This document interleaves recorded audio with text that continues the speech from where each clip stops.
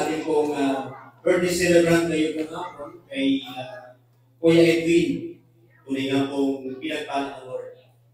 Pinagpala ng Diyos ang kanyang buhay sapagkat siya po ay 50th birthday ng kanyang kapanganakan. Hopefully, I thank to our presence of Madam CCM for invite me. Kagabi po, I'm not expected ako po nandito ngayon sa inyo pong harapan. By the way, ngayon pong hapon, gusto ko i-share kay Kuya Edwin. Ito po sinabi ng Psalms 85 verse 12. Sabi po dito na gabi, gagawin ng Diyos na maunlad ang iyong buhay, ang mga halaman sa iyong lupain, mamumunga ng sagana. Mapalad ka dahil pinagtitiwalaan mo si Yahweh, ang lahat ng umaasa sa Kanya ay makakatamasa ng pagpapala. Ang magiging katulad mo ay isang punong kahoy na natalim sa tabi ng bakisan. Ang ugat ay patungo sa tubig. Hindi kailanman manganganib kahit dumating ang tagilid sapagkat mananatiling luntian ang mga dahon nito. Kahit hindi ulan ay wala itong alalahanin. Patuloy pa rin ito mamunga. Pagpalahit po ang Panginoon sa umagat hapon po ito. Si Kuya Edwin po ay 58 years nang nabubuhay dito sa Kaigdig. Meaning to say, ikaw po'y pinagpala ng Lord Sir. Dahil kumbaga sa gold, ito ay gold na ginto. Kumbaga ay pagpapala nga sa pamilya nila. Sino pangalan? Si Pedro pangalan. Si Pedro pangalan. Pangalan. So, hopefully sabi ni Haring David, pagpapalain ang tao umaasa at nagtitiwala sa Kanya. Sapagkat ang lahat ng mga bagay na ating pong tinatamasa sa daigdig, ito po ay pinagkatiwala ng ating Panginoon. So ngayon pong hapon ay gusto ko ipanalangin namin, hindi lang ako mag-pray dito at tawagin ko po si Pastor Mariano. Si Pastor Mariano ay sa our bless sa buhay niya, siya po ay kaibigan ng Pastor Ed. Dito po sa bahay ng Mansur. Siya po ay pastor ng Seventh-day Adventist Church. At the same time ay kami po ay kami dalawa ay mag-best friend. Let's pray. Ama naming banal na ang tahanan mo ay nasa mga langit.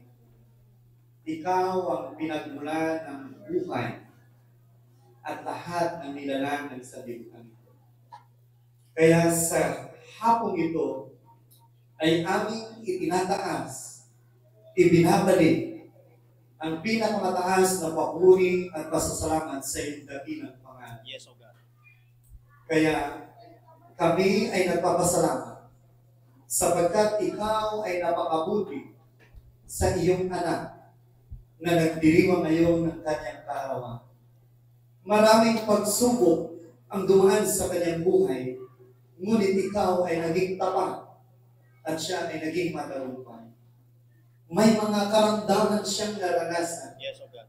Ngunit ikaw ay umaalalay at nagbigay ng kagalingan. May mga karanasan na siya ay nalungkot, ngunit ikaw ang kanyang kaaliwan. May mga karanasan siyang nanghihina, ngunit ikaw ay kanyang kalakasan. Yes, O Lord.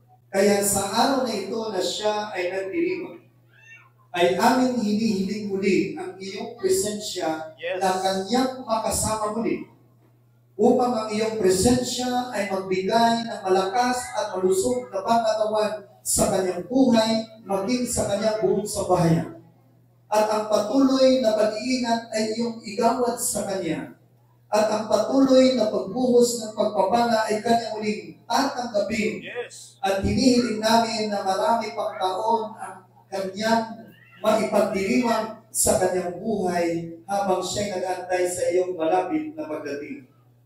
Kaya sa hapong ito, bilang iyong mga lingkod na itinatalaga, ay aming itinataas ang aming mga kamay upang maging daluyan ng basbas at pagpapala na galing sa langit na tatanggapin ni Lucifer. Aming tinatawagan ang Diyos Ama na ang kanyang pag-ibig ay manahanawa sa kanyang puso upang umibig siya sa iyo at umibig sa kapwa at ibigin niya ang maglingkod sa iyo. Amin din tinatawagan ng Diyos, anak, na ang kanyang mayamang biyaya ay sumagana nawa sa kanyang buhay upang sa lahat ng mga pagsubok at problema na kanyang kararanasan, ang iyong biyaya ay sapat upang siya ay maging matagumpay. Yes.